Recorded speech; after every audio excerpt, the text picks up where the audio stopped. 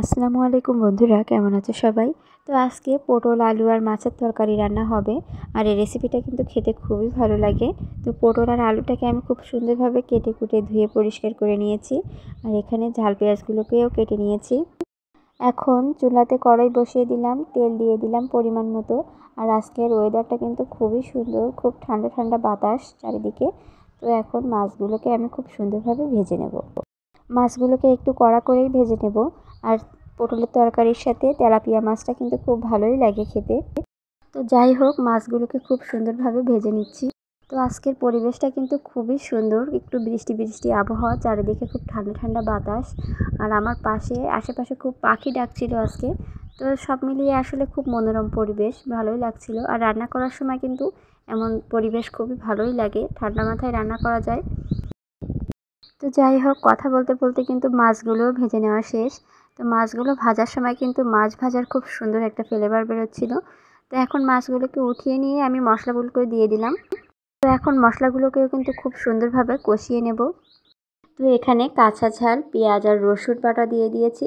আর এখন দিয়ে দিচ্ছি পরিমাণ মতো জিরা বাটা। এখন দিয়ে সবগুলোকে খুব সুন্দরভাবে মিশিয়ে নেব। তো এখন পরিমাণ মতো এখানে আমি অল্প একটু শুকনো মরিচের গুঁড়া দিয়ে দিচ্ছি, দিলে সুন্দর একটা কালার আসবে, এজন্য দিয়েছি। আর দিয়ে দিয়েছি পরিমাণ মতো লবণ আর পরিমাণ মতো হলুদ। দিয়ে সবগুলোকে আবার খুব সুন্দরভাবে মিশিয়ে নেব। মশলাগুলোকে কিন্তু খুব সুন্দরভাবে কষিয়ে নিতে হবে। খাবারের স্বাদ কিন্তু অনেকটা নির্ভর করে মশলা কষানোর ওপর। তো এখানে আমি অল্প একটু পানি দিয়ে মশলাটাকে একটু কষাতে দিয়েছি। তো মশলাটা কিন্তু ভালোভাবেই কষে আসছে, ওপরে তেল উঠে আসছে। এখন আমি এই যে কেটে রাখা পটল আর আলুগুলোকেও দিয়ে দিলাম। এখন মশলার সাথে পটলটাকে খুব সুন্দরভাবে মিশিয়ে নিচ্ছি। পটলের তরকারিটা এরকম মাছ দিয়ে রান্না করলে কিন্তু খুবই মজা লাগে খেতে। তো আমি এখন এখানে একটু পরিমাণ মতো পানি দিয়ে সুন্দরভাবে ঢেকে দেব। কিছুক্ষণের জন্য একটু কষিয়ে নেব এটাকে।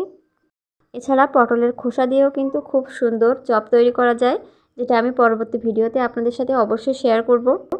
তো কথা বলতে বলতে কিন্তু তরকারিটা কষানো হয়ে গিয়েছে, খুব সুন্দরভাবে কষে আসছে আর খুব সুন্দর একটা ফ্লেভার বেরোচ্ছিল। তো এখন এখানে আমি ঝোলের পানিটা দিয়ে দেব। ঝোলের পানিটা দেওয়া হয়ে গেলে কিছুক্ষণের মধ্যেই কিন্তু রান্নাটা কমপ্লিট হয়ে যাবে। খুবই সহজ রেসিপি, কিন্তু খুবই মজা হয় এটা খেতে।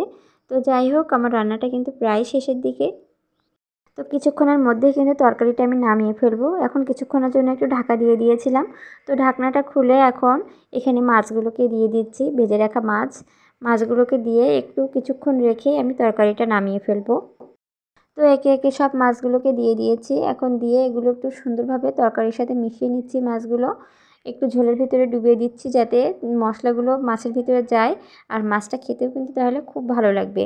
তো যাই হোক, রান্নাটা আমার প্রায় শেষের দিকে। এখন একটু সামান্য ভাজা জিরে গুঁড়া দিয়ে তরকারিটা নামিয়ে ফেলবো। আর রান্নার শেষে ভাজা জিরে গুঁড়া, ভাজা মশলাটা দিলে কিন্তু রান্নার স্বাদটাও খুব ভালো লাগে। এছাড়া খুব সুন্দর একটা ফ্লেভার আসে। তো ফাইনালি রান্নাটা কমপ্লিট হয়ে গেল। আর এই তরকারিটা কিন্তু গরম ভাতের সাথে খেতে আমার খুবই অসাধারণ লাগে।